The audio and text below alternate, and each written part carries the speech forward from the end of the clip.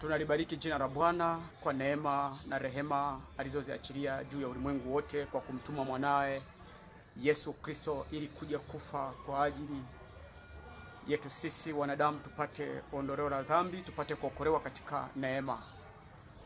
Watu wote ambao mnaendelea kusikiliza na kufuatilia Uhai TV, Mungu awabariki sana, Mungu awatendee mema. Maana maneno haya ambayo Mungu anayoyazungumza kwa kupitia vinywa vya manabii na watumishi wake ni maneno amina na kweli. Kwa sababu watu wengi wanaishi katika mifumo ya ulimwengu iliyoratibiwa na yule mnyama. Maana wakati Mungu alipomuumba Adamu akampulizia pumzi ya uhai, ukisoma katika kitabu kile cha Mwanzo sura ya kwanza mstari wa 27, sura ya pili mstari wa 27, inaelezea namna gani ambavyo Mungu alivyomuumba mwanadamu na akamfanya kwa mavumbi ya ardhi, akapuliza pumzi ya uhai na mwanadamu akawa nafsi hai.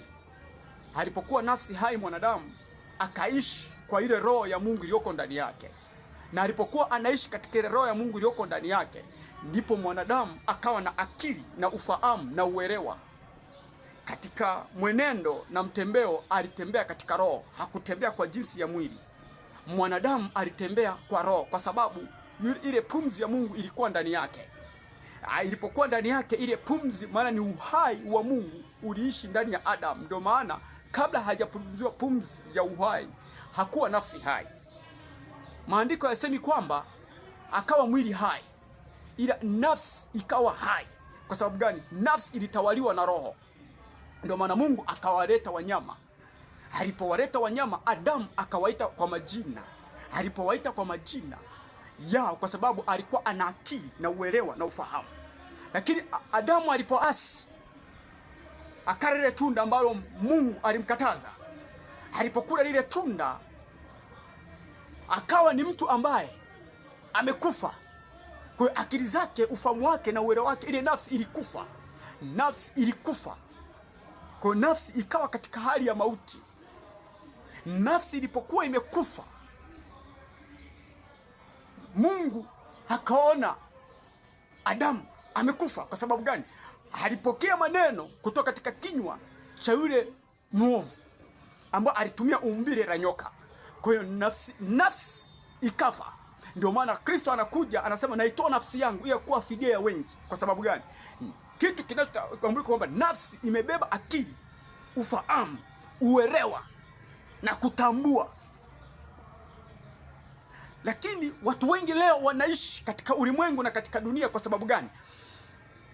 Giza la mauti, ile roho iliyoondoka kwa Adamu ambayo ilikuwa ni roho ya Mungu, ikaingia roho nyingine kwa kupitia maneno ya yule nyoka. Yale maneno yalikuwa ni roho, yakaingia ndani ya Adamu.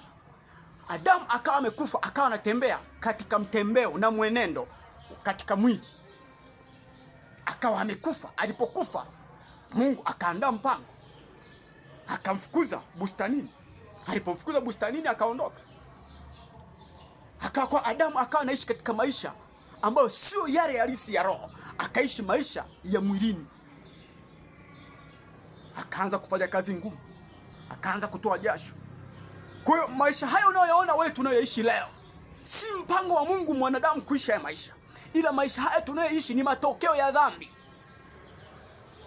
Ni matokeo ya dhambi. Maana akili ya mwanadamu ilikufa, ufahamu wa mwanadamu ulikufa, na kufikiri kwake hakufikiri kwa jinsi ya Mungu wala kwa jinsi ya yule roho wa uzima, bali alifikiri kwa jinsi ya yule roho hasi atokaye kwa yule muovu ambaye ni Ibilisi na Shetani. Haleluya, watumishi wa Bwana.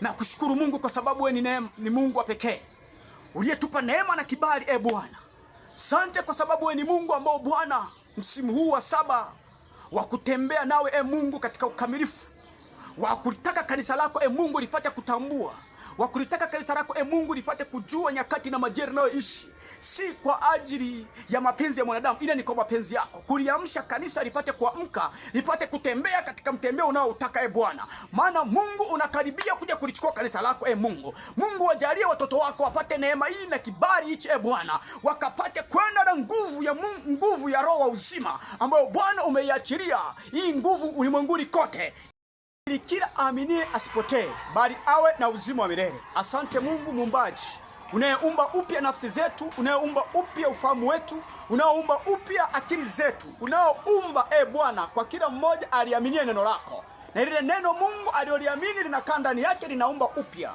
kwa utukufu wako Baba, Mwana, Roho Mtakatifu. Amen. Ninakushukuru Baba. Ndugu msikilizaji, mtazamaji ambaye wewe unaendelea kufuatilia na kusikiliza, haya ni mafundisho ya uzima ambao uzima ameuleta Yesu Kristo. Uzima huu ameuleta Yesu, maana Yesu alikuja ili kutuletea uzima. Ndio maana anasema katika kitabu cha Yohana sura ya 10:10 kwamba mwivi aji ila aibe, achinje na kuharibu na kuua, lakini yeye alikuja ili tuwe na uzima kisha tuwe nao tele. Sasa mwivi alikuja pale bustanini. Nisikilize, mwivi alikuja bustanini akamwibia Adamu kile ambacho Mungu alikuwa amekiweka ndani yake. Alimwibia Adamu ule uzima ambao Mungu alikuwa ameweka ndani yake, akauiba. Aliuiba kwa namna gani? Nifuatilie utaelewa. Kwa watu wengi leo wameibiwa. Watu wengi leo wameibiwa, wanatembea wakijua wana Mungu, kumbe hawana Mungu. Ndani yao hakuna ile mbegu ama ule uzima ambao Mungu aliuweka, haumo. Kwa watu wengi wanatembea duniani huku wamekufa. Ndio maana biashara zao zinakufa kila wakati, maisha yao, ndoa zao, watoto wao wamekufa. Kila wanachokishika kimekufa. Kwa sababu gani? Anatembea katika mtembeo ambao ni mfu. Kwa kila kitu akishika kimekufa. Matatizo ni mengi, magonjwa yaliyoshindikana kwao hayatibiki. Kwa sababu gani? Wamekuwa ni wafu. Kwa kila mtu, unaweza kuona watu wanatembea, wanaishi, wana mambo mengi ya kufanya, wanaishi, wanatembea huku na kule, wanaendesha magari, wana majumba mazuri, wamevaa vizuri, wamependeza, wamepiga suti, wanaonekana katika muonekano kwamba dunia imewakubali, lakini utu wa ndani umekufa. Yaani kule ndani hakuna neno la uzima. Kwa sababu gani? Shetani amewaibia lile neno, akawapa maneno yake, kama ambavyo alimwibia Adamu, afa akampa maneno yake. Adamu akatembea kwa yale maneno. Kwa yale maneno yakamweka katika hali ya uasi, yakamtenga mbali na Mungu. Wakawa tena uhusiano na Mungu, mwanadamu uhusiano na Mungu ukawa haupo, ukawa uko Mungu na mwanadamu uko mbali. Kwa hiyo ni neema ya kipekee ambayo tumepewa. Ni neema ya kipekee ambayo tumepewa na Bwana ili tuende nayo. Hii neema imekuja kwa njia ya Yesu Kristo, kama ambavyo maandiko yasemavyo katika kitabu cha Yohana kwamba Torati na manabii, Torati vimekuja kwa mkono wa Musa. Torati imekuja kwa mkono wa Musa, lakini neema na kweli vimekuja kwa Kristo.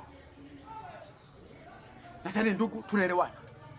Kwa hiyo watu wengi leo hawapo katika mfumo wa Mungu, wameacha, na hakuna mfumo ambao watu wengi wanatembea wakijua kwamba wanatembea na Mungu, na wanaishi wakijua kwamba wanaishi na Mungu, lakini kumbe wanaishi katika mfumo wa yule mwovu, yule mnyama ambaye maandiko yanasema katika kitabu cha Ufunuo kwamba yule mnyama alifanya vita na watakatifu, naye akawashinda katika mifumo aliyoiratibu yeye. Kwa watu wanatembea katika mifumo yake wakijua kwamba wanatembea na Mungu, lakini kumbe ndani yao hakuna neno la uzima, ambao Yesu anasema mimi ndimi chakula cha uzima. Mtu akinila mimi na kuinywa damu yangu ana uzima ndani yake, si uzima wa mwili. Watu wengi wanaweza kawa na uzima wa mwili kabisa, wamependeza, wamevaa, lakini utu wa ndani umekufa. Ndio maana Yesu akasema katika kitabu cha Mathayo, akawa anawaambia Mafarisayo na Masadukayo na waandishi wanafiki. Yesu akawa anawaambia Mafarisayo na Masadukayo kwamba nyinyi mmefanana na makaburi. Angalia misemo ya Yesu. Na uangalie maneno ya Yesu, nyinyi mmefanana enyi wa Mafarisayo, wanafiki, kwa kuwa mmefanana na makaburi. Makaburi, angalia, yaliyopakwa chokaa, yakajengewa vigae, lakini ndani ni mifupa.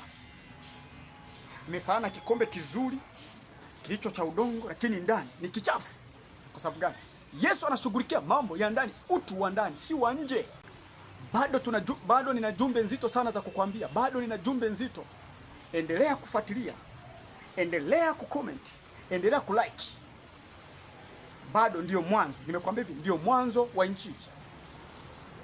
Mimi sijafundishwa kwenye theolojia, ila nimefundishwa kwa mapito. Nakwambia endelea kufuatilia na kucomment na kulike. Mungu akubariki. Uwe na siku njema, na wakati mwingine tutaonana. Amani ya Kristo iwe nawe, kwa utukufu wa Baba. Amen.